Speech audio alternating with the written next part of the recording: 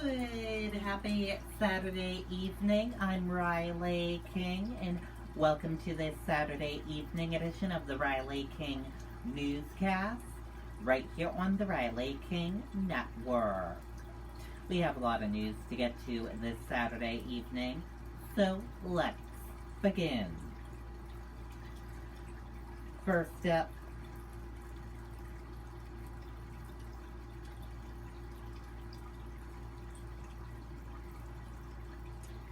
Tim Cook testifies in high-stakes trial between Apple and Epic Games.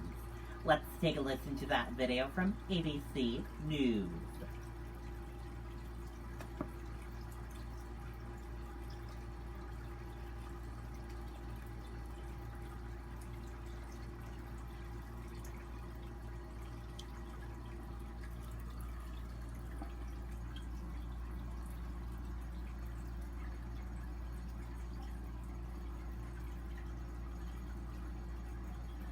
I've travelled all over, telling folks they could save by bundling home and car insurance. But here's the real secret.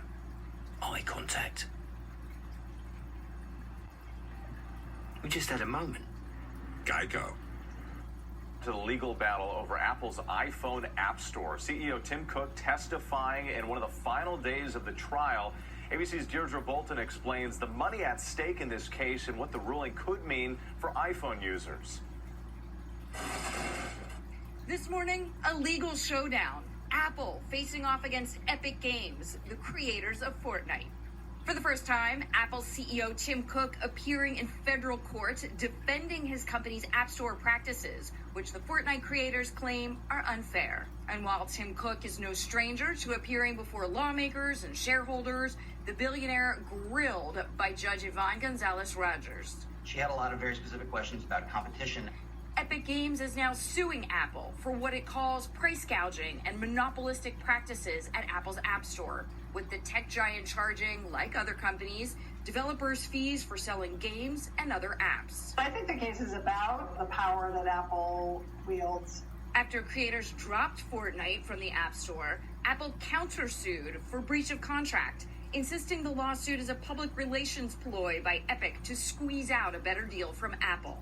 Cook testifying control of the App Store is essential for consumers' security and privacy, saying it would be a toxic mess without Apple's rules. The judge will decide whether Epic Games' argument is strong enough to force Apple to install alternative app stores on the iPhone, a specific goal of Epic Games.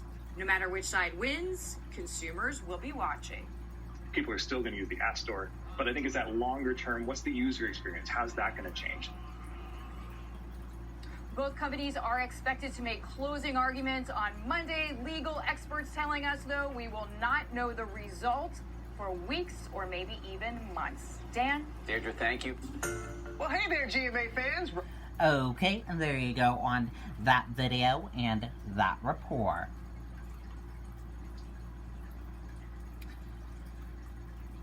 California boosting patrols after cars shot with BB pellet guns. Let's take a listen to that video from ABC News. Welcome to the Disney Bundle, where Disney Plus, Hulu, and ESPN Plus come to life on all... Some serious news. A string of shootings targeting drivers on California freeways. More than 80 incidents have been reported, with cars damaged and windows shattered. ABC's Zareen Shah is here with more. Good morning, Zareen. Good morning, Eva. Driving in LA is already tough. Now cars are being attacked. While the projectiles are really small, they can be deadly. Just 4 days ago in Washington State, an 8-year-old boy died from a projectile incident. Now some drivers afraid to get on the freeway.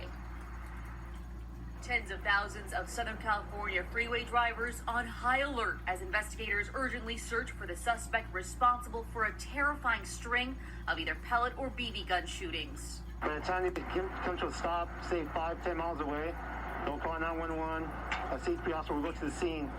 We don't even have the exact location anymore, but it helps if someone would pull over immediately. Over 80 reported to California Highway Patrol since April, most happening along the 91, one of the country's busiest arteries. We're looking for you, and we ask you to stop before somebody gets seriously injured.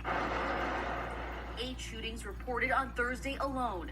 No shooting resulting in serious injury, but drivers like Taryn Campbell says her Ford Flex was hit along the 91 freeway last Tuesday. Oh, man, they didn't vacuum it all out. Over a week later, you still have glass in your car. Yep. Taryn says the small projectile did serious damage. What in the world? Can that really cause that much damage? That was my initial thought, was like, that is so small, and it created that havoc. She says she's making major changes to her daily routine until a suspect is caught. You are hesitating putting your kids in the car now. Yes, I am definitely, second guessing whether or not we should do extracurricular activities. If we don't need to be driving, then we're not driving, just because that's, for me to go through it, it's one thing, but for them to go through it, it's not fair. Investigators say they don't know if there's just one suspect or copycats involved. This is a top priority for Highway Patrol, and they are asking for the public's help. Dan? A top priority, Zorian. Thank you so much. Well, hey there, GMA. Okay, and there you go on that video and that report.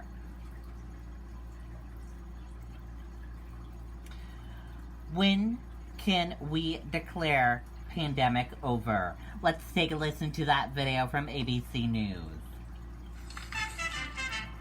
Aficionado. I'm a fashionista. Sneakerhead.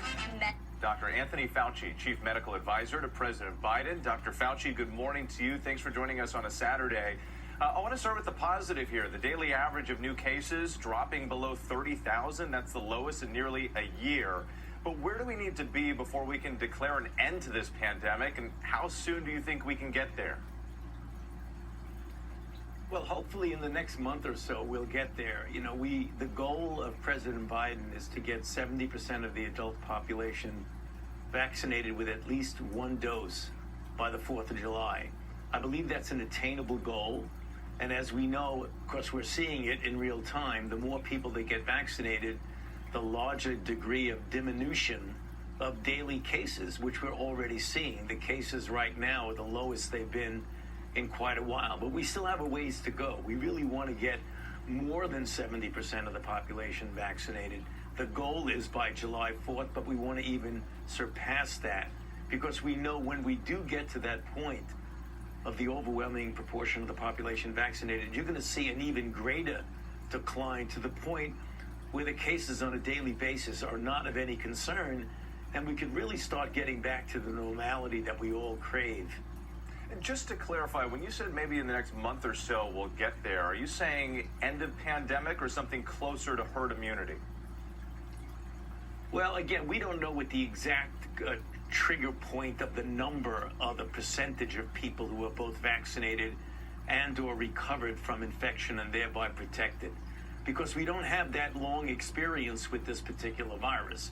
Whereas with viruses like measles, we know really exactly what that number is because of decades and decades of experience.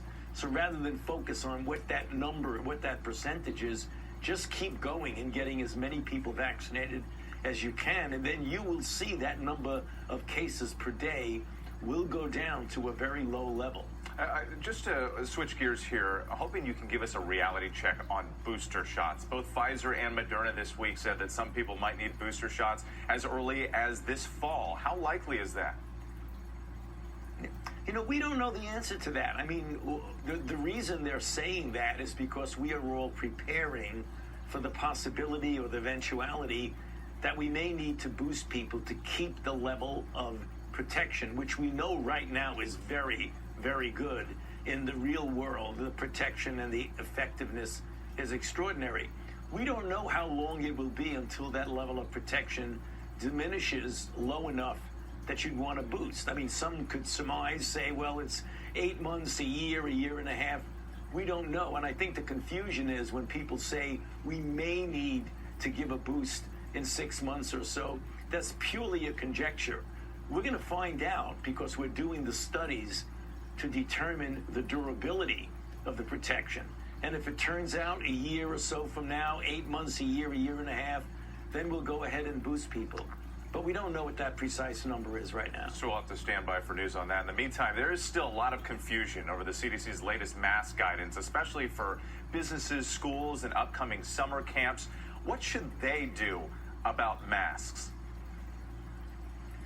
You know, first of all, you have to take what the recommendation of the CDC is. A week or so ago, they made a recommendation and a guideline that if you're fully vaccinated, you no longer need to wear a mask, either outdoors or indoors, because the level of protection that we know now from data that's accumulated over the last few weeks is extraordinarily high, and it's extraordinarily unlikely that even if you do get infected asymptomatically, you would not transmit it to someone else. Yet, since there are so many people who are still unvaccinated, when you have enterprises or stores or businesses that want to open up, they don't know, since we don't have so-called passports to document that you've been vaccinated, they don't know who's walking into their establishment.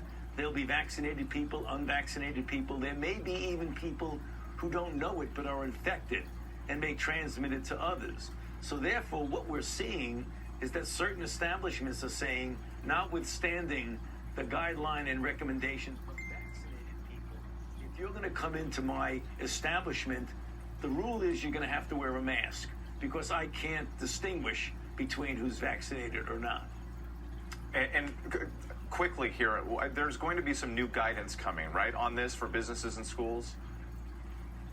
Right. Over the next few weeks, you're going to see more and more explicit, granular description of what can and cannot be done. Okay, Dr. Fauci, thank you so much for your time this morning. We do appreciate it. Well, hey there, GMA fans. Robin Roberts here. Thanks for checking out our... Okay, and there you go on that video and that report.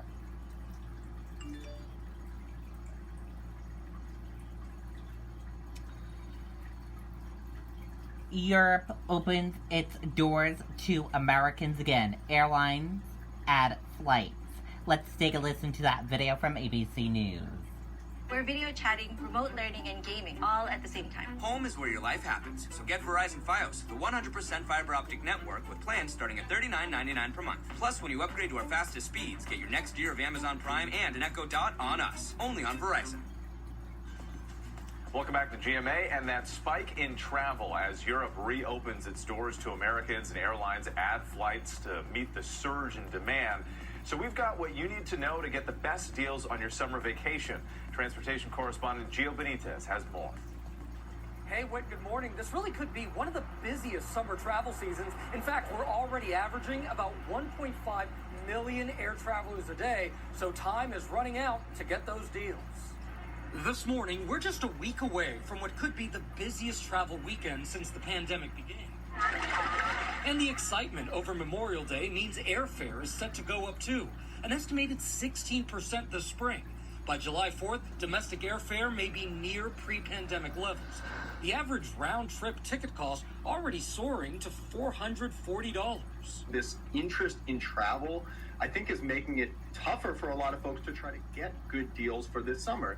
With European nations reaching an initial agreement on allowing vaccinated Americans in, airlines are prepping for a surge in international travelers by adding a slew of flights. United adding 400 additional flights in July. JetBlue announcing it will now fly to Europe for the first time with 2 new flights to London.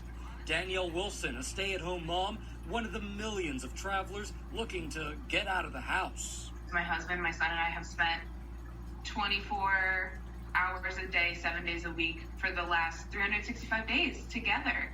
And we're not sick of each other yet. So what can you do to make sure you're getting the best deal?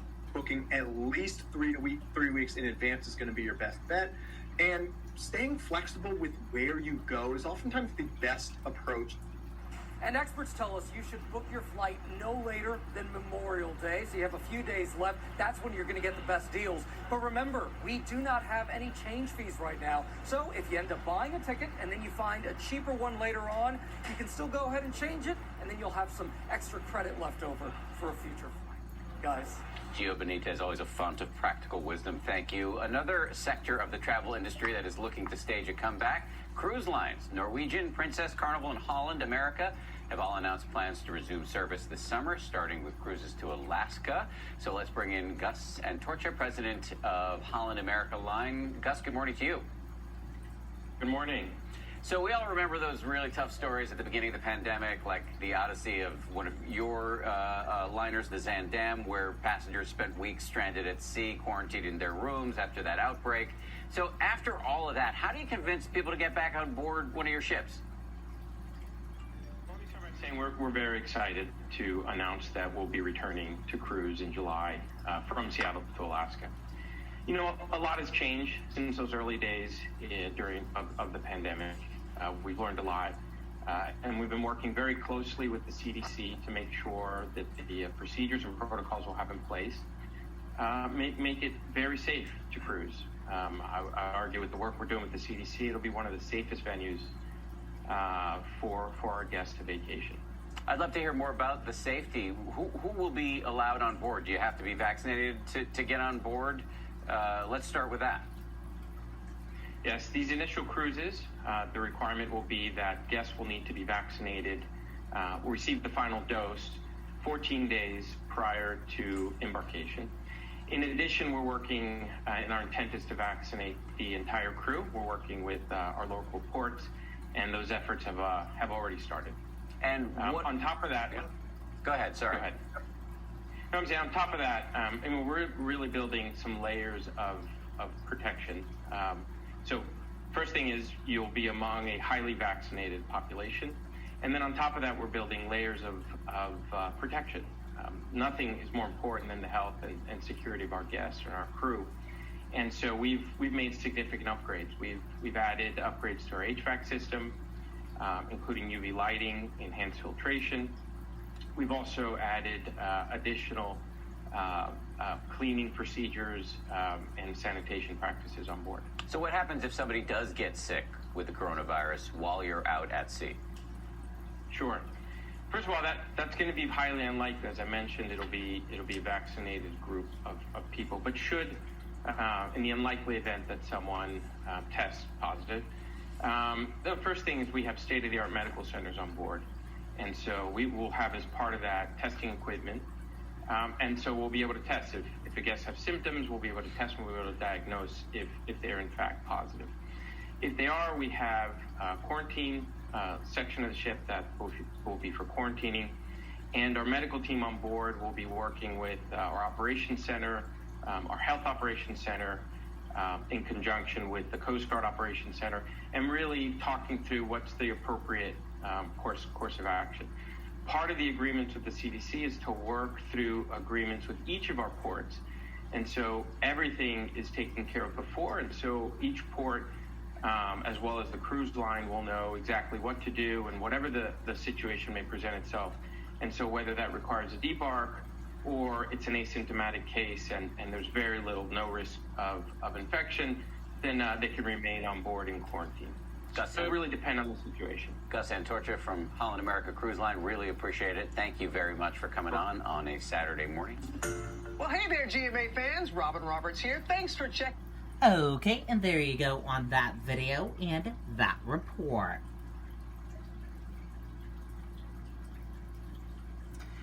Ceasefire continues to hold in the Middle East. Let's take a listen to that video from ABC News. As of January 1st of this year, it's now in the law that hospitals must publicly post their prices. It's now our right to know and compare hospital prices. It's our health. It's our money to save. Let's go overseas now to the Middle East. And overnight, United, Delta, and American said they are resuming flights to Tel Aviv in Israel. That as tenuous ceasefire held overnight, despite some clashes, as you see right here, between Israelis and Palestinians outside the Al-Aqsa Mosque, which is a sacred site that is often a flashpoint. ABC's Matt Gutman right there on the ground in Gaza with the latest news and a look at the destruction left behind after 11 days of conflict. Matt, good morning to you. Danny mentioned flights resuming to Israel's main airport. Life also springing back here. So many folks in the streets just trying to get out after being locked in for about 12 days since the conflict began. You can still see some significant destruction behind me. At this point, the ceasefire has been in effect for 36 hours or so, and it was rattled, but not broken by those clashes outside the Al-Aqsa Mosque. This morning, despite clashes in the Temple Mount between Israeli police and Palestinians cheering Hamas, that ceasefire is holding. Thousands of Palestinians gathering for Friday prayers at the site holy to Jews and Muslims. It started with taunts and shouts, degraded into the kind of clashes that triggered this 11-day conflict, with Israeli police deploying stun grenades and firing rubber bullets. Late Friday, President Biden saying he hopes the ceasefire holds and weighing in on the Jerusalem clashes that ignited the conflict. I also indicated to the Israelis that I thought it was very important that they stop in Jerusalem this intercommunal fighting that is by extremes on both sides. Meanwhile, Gaza creaking back to life. Traffic snarling roads battered by bombs. Palestinians moving around freely for the first time in nearly 2 weeks. The Fayyad family taking us up to their apartment. They said they were sleeping in this room when the bombs hit, blowing out that wall. We're told that about 50 people lived in this building. And right here, you can see the blood stains from where people tried to escape, bleeding as they went out. Now, where we are here in Beit Hanun is one of the most densely populated places on Earth. And when you come up here to this blown-off facade, you can see the extent of the damage here from those missiles. Nearly every home you see destroyed. About 70,000 remain bombed out of their homes, but the quiet allowing Hamas to bury its militants and civilians to mourn the dead. A full week after his wife and 4 sons were killed in an airstrike, among the 63 Palestinian children killed in the conflict, Mohammed Hadidi opening the customary funeral tent here in Gaza. He thought his whole family was killed, but his 5-month-old Omar had survived. On Friday, he held his dozing boy in his arms, kissing his head. عشان بتشوف عمر شو بتفكر عليه يعني هذا الدنيا كلها. Mohammed telling me Omar is his whole world. He says he wants his baby son to have a beautiful life without bombings. And there's been some intense diplomacy. Egyptian mediators have been shuttling between Israeli officials and Hamas officials, trying to hammer out the final details of that ceasefire and trying to ensure that it holds. To that end, Secretary of State Blinken said that he will also be traveling to the region in the coming days. Eva. Matt Gutman for us there in Gaza. Well, hey there, GMA fans. Robin Roberts here. Thanks for checking. Okay, and there you go on that video and that report. And we are going to switch gears now, and let's go into the weather. And let's take a look at tonight's forecast across the United States for this evening. In Boston, it'll be 69 degrees. New York City, 70 degrees. Washington, D.C., 71 degrees. Atlanta, 62 degrees. Jacksonville, Florida, 64 degrees. Tampa Bay, Florida, 64 degrees. And Miami, Florida, 74 degrees. Dallas, 70 degrees. Phoenix, 58 degrees. Las Vegas, 54 degrees. Los Angeles, 54 degrees. And San Francisco, 50 degrees. That is a look at the weather across the United States for this Saturday evening. And thank you for joining us for this Saturday evening edition of the Riley King Newscast right here on the Riley King Network. I hope you all have a great evening, and I'll see you back here tomorrow for another newscast and with more news coverage. Good night and goodbye, everyone. Thank you for watching.